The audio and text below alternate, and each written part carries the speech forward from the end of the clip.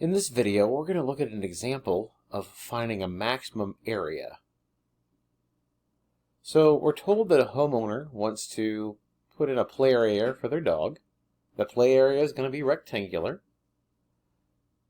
The homeowner has 500 feet of fence to use, and they're going to use this one side of the area, the play area, to be the existing garage. So they only need to put fence on 3 sides for the rectangle.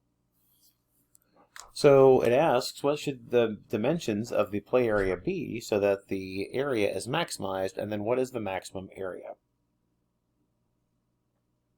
So the first thing we're going to do is we're going to set up a function that gives us the area, and then we're going to figure out the maximum of that function. So we know that area of a rectangle is x times y, so we'll let x be one of the dimensions and y be the other.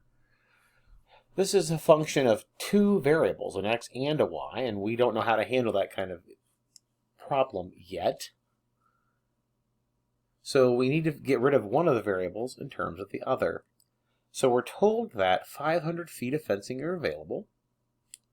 So we know that 2 of the sides here have a length of x, and one of the sides has a length of y. Remember, we're not using fencing along the other side. So we know that 2x plus y has to equal 500, or if we solve for y, we get 500 minus 2x.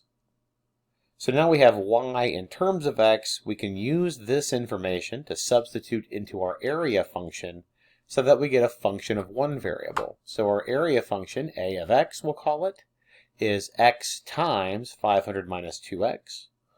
Or if we distribute the x through, we'll get negative 2x squared plus 500x. And now we see that our area function is a quadratic function. We also notice that if we think about this graphically, this would be a parabola. Since there's a negative coefficient in front of the x squared, that parabola would open down.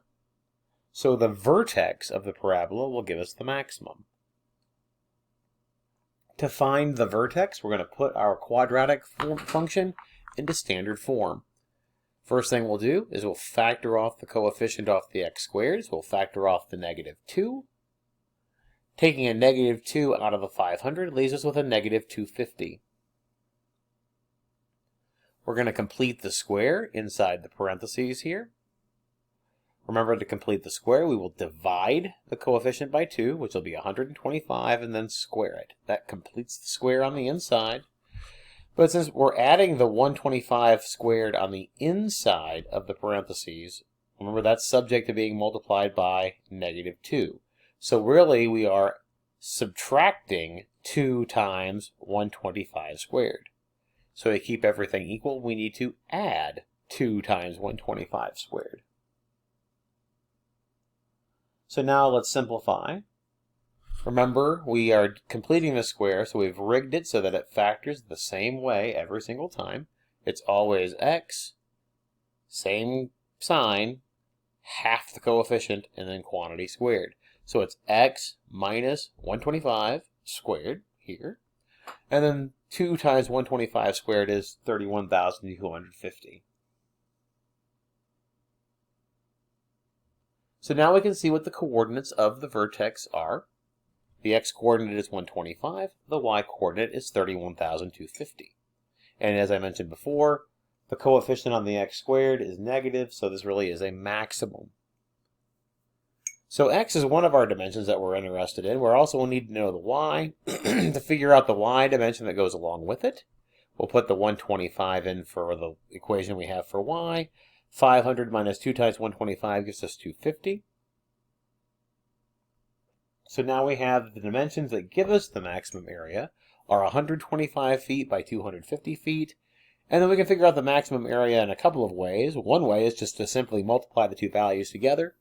Or the other way is it has to be the y-coordinate, because the y-coordinates here are giving us the values out of the area function. Either way, you'll get the maximum area is 31,250 square feet.